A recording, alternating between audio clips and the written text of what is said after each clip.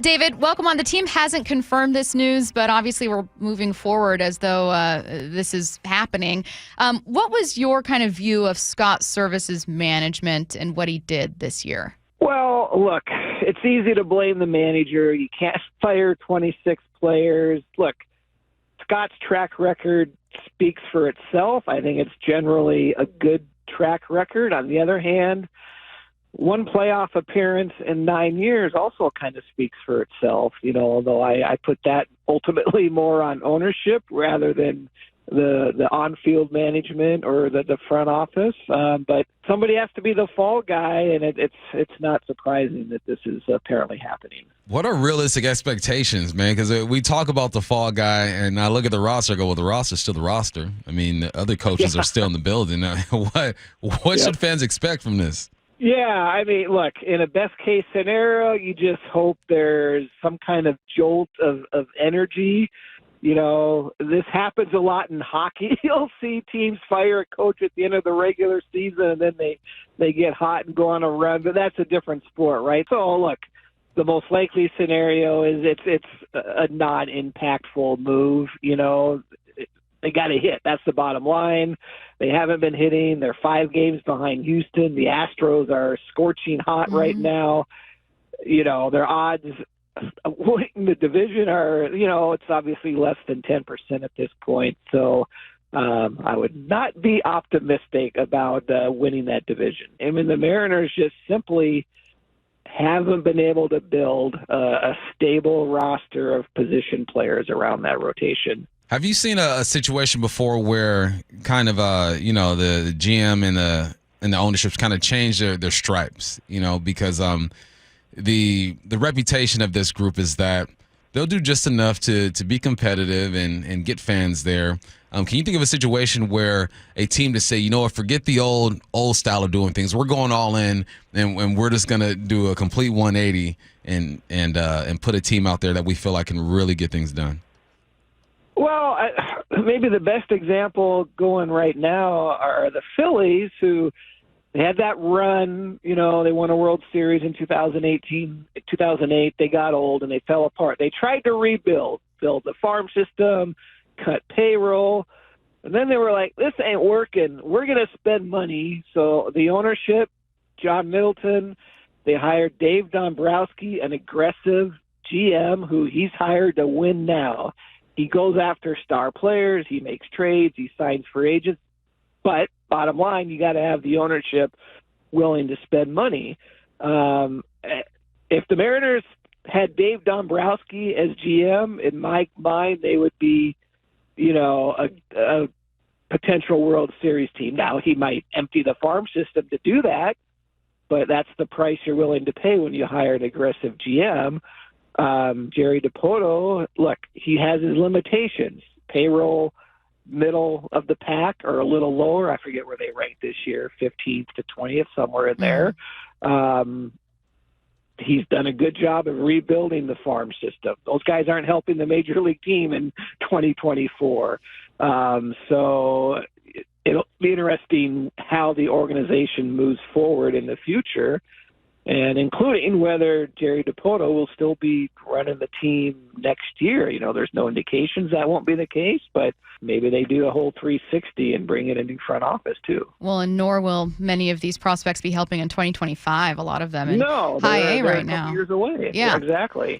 So then kind of building on your answer to that, David, would you see maybe a primary problem with Seattle being limited payroll or talent acquisition? It could be both. Well, it's both. I mean, look, Jerry, we all know he loves to make deals, but let's be honest, a lot of the moves he's made the last 2 years on the offensive side have not worked out. They brought in Jesse Winker. He was terrible. They brought in Adam Frazier. He was terrible. They brought in Colton Wong. He was terrible. Mitch Garver, on and on. Mitch Haniger, right? Well, what's the common thread here? These guys are all in their 30s. And I get it. It's all because they don't cost a lot of money. But when you're betting on 30-something-year-old guys to have like one more good year in a tough park to hit in, it hasn't worked out, and a lot of these moves at the time looked good. Jesse Winker was coming off a great year. Mitch Garver had a great year last year for the Rangers. So I think you do need to sort of dig into the decisions you're making as a front office and trying to figure out why aren't these working. And to me, just the bottom line is you bring in 33-year-olds and those guys can fall apart at that age in their career. How close do you think this team is to being a team that can compete for a playoff spot every year? Because it feels like they're so far off. A month ago, it felt different. But right now it feels like it's a long ways away.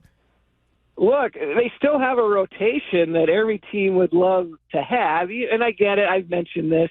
Obviously it helps with their park. But, look, they lead the majors in rotation ERA. They lead the majors in innings pitched, They're third in rotation WAR, so, and then they've been healthy, right? Brian Woo's the only guy that's missed a few starts, So usually in this day and age, if you have 5 good starters and they're healthy, you're making the playoffs. So yes, they are still a potential playoff team. This year you can pretty much write off, but yeah, there's no reason.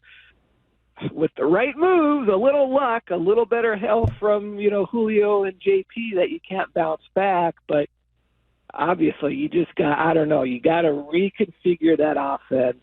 We know ownership's not going to raise the payroll. It's just not going to happen. So what does that mean? You're probably going to have to trade one of your starting pitchers, and just replace them with some veteran innings eater kind of guy. You're probably going to have to trade a couple of your prospects, for some hitting help, right? You're going to have to roll the dice and make those aggressive moves, if you want to contend next year. How do teams with limited payrolls, even if they're self-imposed, continue to be competitive? I mean, I'm looking at the Orioles, for instance. Yeah, well, the Orioles came up with a whole slew of really good young players, right, at the right time. But they also made a move. They needed pitching help. So what did they do? They traded one of their prospects for Corbin Burns, to help the rotation. Now, the trouble the Mariners are facing is the young pitchers are going to start to get paid pretty soon, right? As they enter arbitration, their salaries are going to go up. So how does that affect payroll? Look, bottom line, it's tough to win on a $130 million payroll because there's so many, and Jerry does a good job of trying to rejigger it and realign things. But if you had another $50 million, you go out and sign a couple free agent hitters. But in lieu of that, you're going to have to trade some prospects. Hopefully you get that payroll bumped up a little bit. Maybe you have to trade a Luis Castillo to dump his salary, right? You might have to look at a move like that in the offseason. He is ESPN's David Schoenfield. David, it was so generous of you to join us on such short notice with this breaking news. We so appreciate you. Thank you. Thanks, David. You bet. Thanks for having me.